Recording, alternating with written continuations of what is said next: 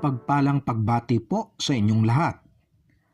Narito po ngayon ang ikalawat huling bahagi ng ating talakayan patungkol sa pagsasama-sama o fellowship sa wikang Ingles. Mga mahalagang gampanin o responsibilidad ng Kristiyano sa iglesia. Una po, kinakailangan tayong regular na nagkakatipon-tipon upang sama-samang manalangin. Sa mga gawa, 1:14, Magandang Balita Biblia 2nd edition. Lagi silang nagsasama-sama sa pananalangin kasama ang mga babae at si Maria na ina ni Jesus. Gayon din ang mga kapatid ni Jesus. Sa mga gawa 2:42, nanatili sila sa itinuro ng mga apostol sa pagsama-sama bilang magkakapatid, sa pagpira-piraso ng tinapay at sa panalangin. At sa mga gawa 4:23-31, nang palayain na sina Pedro at Juan, pumunta sila sa mga kasamahan nila at ibinalita ang sinabi ng mga punong pare at ng mga pinuno ng bayan. Nang marinig ito ng mga mananampalataya, sama-sama silang nananalangin sa Diyos. Panginoon, kayo po ang lumikha ng langit at ng lupa, ng dagat at ng lahat ng nilalaman nito. Kayo po ang nagsalita sa pamamagitan ng aming ninunong si David na inyong lingkod nang sabihin niya sa patnubay ng Espiritu Santo. Bakit galit na galit ang mga hentil at ang mga tao'y nagbabalak ng walang kabuluhan? Naghahandang makibaka ang mga hari sa lupa at nagtitipon ang mga pinuno laban sa Panginoon at sa kanyang hinirang. Nagkatipon nga sa lungsod na ito sina Herodes at Poncio Pilato, kasama ang mga hentil at ang buong Israel, laban sa inyong banal na lingkod na si Jesus, ang inyong hinirang. Nagkatipon sila kaya't naisakatuparan ang mga dapat mangyari ayon sa itinakda ninyo noon pang una. At ngayon, Panginoon, tingnan ninyo, pinagbabantaan nila kami. Tulungan ninyo ang inyong mga alipin na maipangaral ng buong tapang ang inyong salita. Iunat ninyo ang inyong kamay upang magpagaling. At loobin ninyo na sa pangalan ng inyong banal na lingkod na si Jesus ay makagawa kami ng mga himala. Pagkatapos nilang manalangin, nayanig ang kanilang pinagtitipunan. Silang lahat ay napuspos ng Espiritu Santo at buong tapang na nangaral ng salita ng Diyos. Ang ikalawa, kinakailangan tayong regular na nagkakaloob sa gawain ng Diyos. Sa mga katuruan ni Pablo sa unang Korinto 16:2,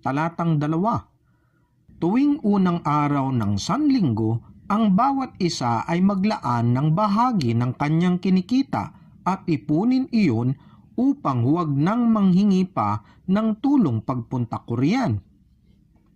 Ang ikatlo po, kinakailangan nating alalahanin ang pag-alay ng buhay ng ating Panginoong Hesus sa pamamagitan ng banal na pakikipisan o komunyon. Sa sulat pa rin po ni Apostol Pablo sa unang Korinto 11:23-26, ito ang katuroang tinanggap ko sa Panginoon at ibinigay ko naman sa inyo. Noong gabing siya'y ipinagkanulo, ang Panginoong Hesus ay dumampot ng tinapay, nagpasalamat at pinagpira-piraso iyon at sinabi, "Ito ang aking katawan na inihahandog para sa inyo. Gawin ninyo ito bilang pag-alaala sa akin." Matapos maghapunan, dumampot din siya ng kopa at sinabi, "Ang kopang ito ay ang bagong tipan ng Diyos na pinagtibay ng aking dugo.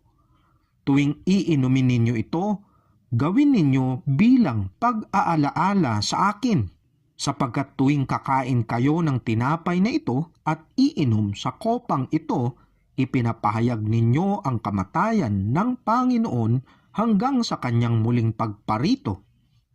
Ang ikaapat po, kinakailangan nating gamitin o ibahagi ang mga kakayahan o talentong ipinagkaloob sa atin ng Diyos sa ikatatatag at ikalalago ng bawat isang sakop ng iglesia o mga kapatiran sa pananampalataya. Sa sulat ni Pablo sa mga taga-Roma, 12 talatang 6 hanggang 8, tumanggap tayo ng iba't ibang kaloob ayon sa kagandaan loob ng Diyos, kaya't gamitin natin ang mga kaloob na iyan. Kung ang ating kaloob ay pagsasalita ng pahayag mula sa Diyos, magpahayag tayo ayon sa sukat ng ating pananampalataya. Kung paglilingkod ang ating kaloob, maglingkod tayo. Magturo ang tumanggap ng kaloob sa pagtuturo. Magpalakas ng loob ang may kaloob sa pagpapalakas ng loob. Kung pagbibigay ang inyong kaloob, magbigay kayo ng buong puso. Kung pamumuno naman, mamuno kayo ng buong sikap. Kung pagkakawang gawa ang inyong kaloob, gawin ninyo iyan ng buong galak. Ang ikalima po, tayo ay tinawag ng Diyos upang panatilihin ang pagkakaisa ng katawan ni Kristo sa kababaang loob at sa pagkapuspos ng banal na Espiritu. Sa sulat ni Pablo sa mga taga-Epeso, 4 talatang 2 hanggang 3, kayo'y maging mapagpakumbaba, mahinahon at matyaga. Magmahalan kayo at magpasensya sa isa't isa.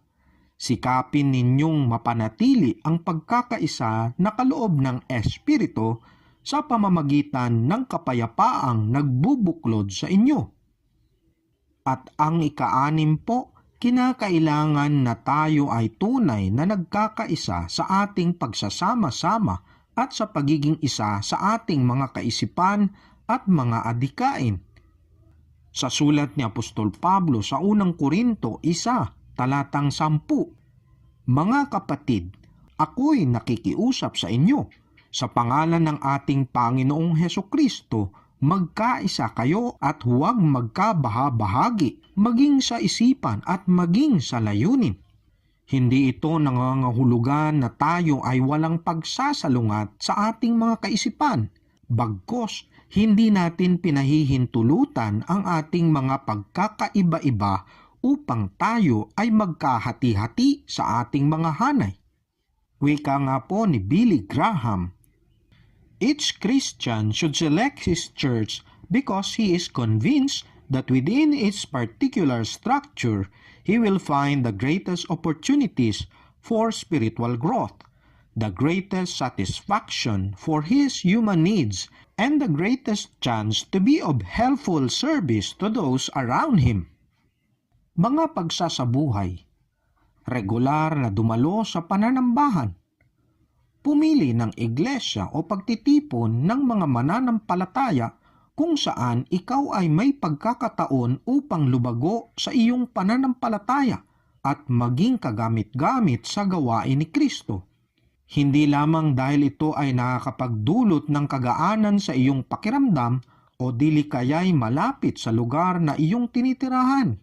Hanapin at sikaping ikaw ay makakapagpalakas ng kalooban sa iyong kapwa mananampalataya sa tuwing dadalo ng pananambahan. Gustuhing makahanap ng pagkakataong makapaglingkod at maging kabahagi sa iglesia. Magkaisa po tayong manalangin.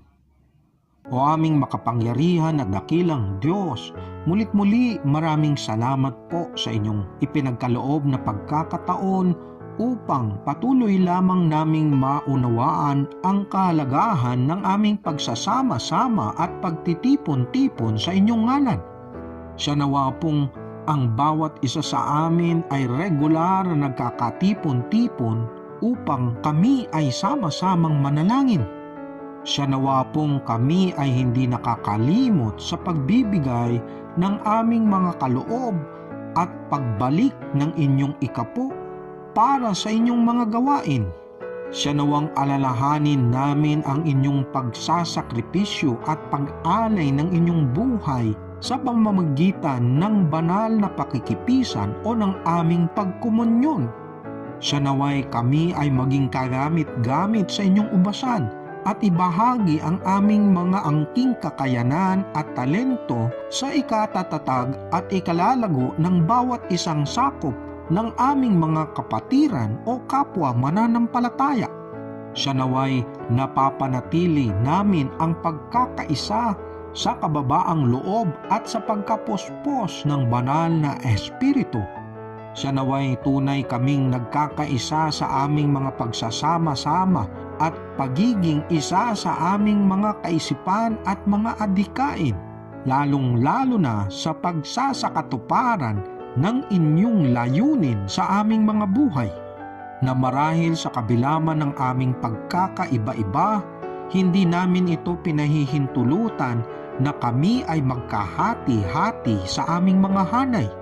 Siya naway sikapin naming makakapagpalakas ng kalooban sa aming kapwa mananampalataya sa tuwing kami ay dadalo sa aming mga pananambahan at pagtitipon-tipon.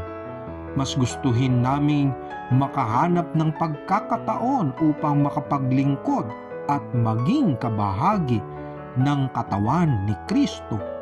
Ito po ang aming samot panalangin, kalakip ang aming pasasalamat, pagpupuri at pagdakila sa tanging pangalan ng aming Panginoong Hesus. Amen at Amen. Hanggang sa muli po mga minamahal na kapatid, siya nawang magpatuloy tayong maging matatag at matapat sa ating pananampalataya at totoong sumaatin ang patuloy na pagpapala, biyaya at pag-iingat ng Diyos hanggang sa pagdating na muli ng ating Panginoon at tagapagligtas na si Jesus. Sa ngalan ng Ama, Anak at Banal na Espiritu. Amen at Amen.